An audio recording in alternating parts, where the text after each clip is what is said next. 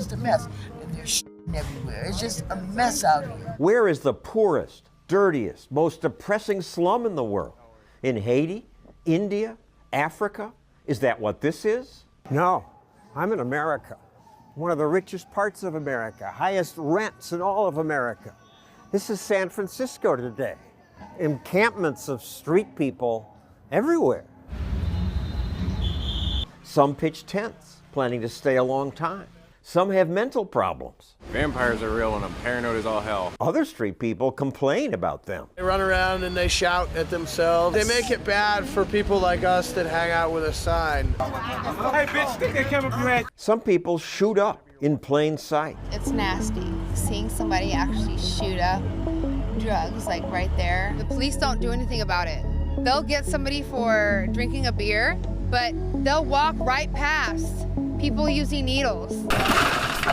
Every day in San Francisco, an average of 85 cars are broken into. They're called smash and grabs. Inside Edition left things in a car to test how long they'd last.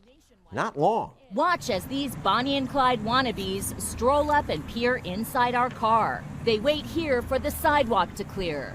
Then the thief throws up his hood.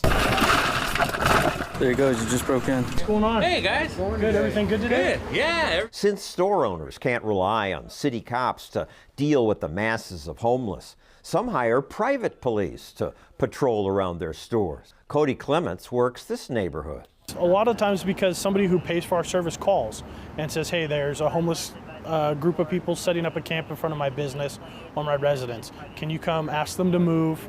There used to be hundreds of private cops like Cody, but then San Francisco's police union complained. Now there are fewer than 10 left. Can I just have you guys stand up for me? Cody offers help to people living on the streets, but most turn it down. Well, do you need any type of homeless outreach services or anything? San Francisco is generous. It offers street people food stamps, free shelter, train tickets, and $70 a month in cash. I don't use any resources, but they're always offering resources. San Francisco is just a good place to hang out. Like many, these two come here from out of town. Do you like the lifestyle? Of course I do. As you just heard, they love the freedom of not having to follow the rules. So the homeless stay on the streets, and every day new people arrive.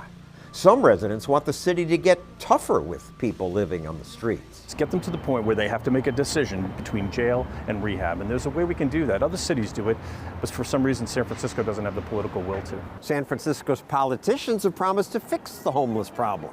They've promised that for decades. If there is a problem involved in housing or homelessness, you got to do something about it. As part of the city's program, the homeless were to be temporarily housed in hotels. 1,000 units right here in the Tenderloin. We have already moved 6,860 human beings. So we need to fund programs like Homeward Bound. But the extra funding hasn't worked. The number of street people has grown most every year. One reason is that even if some of these people wanted to get off the street to rent an apartment, there aren't many apartments available. Most of San Francisco looks like this. 3-story buildings, maybe 2 apartments per building. You can't add on to that. It's illegal. Because of that, housing that exists costs a fortune. This doesn't look like an expensive neighborhood, but these houses sell for millions of dollars? Millions of dollars. What if I come in and I bought this property and I want to put up an apartment building that would house a bunch of people? Yeah, too bad. Laura Foote's nonprofit runs ads that try to convince residents to allow bigger buildings, to say YIMBY, yes, in my backyard. But good luck with that. Even in liberal San Francisco, people don't want that. I would hate it. I would hate it.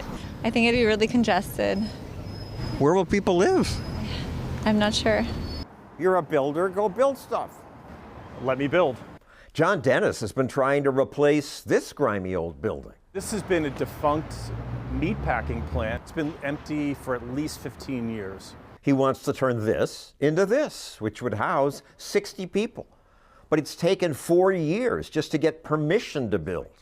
And all that time, we're paying property taxes and we're paying for maintenance of the building. People in San Francisco often claim to be all about helping the poor, but their policies make life tougher for the poor.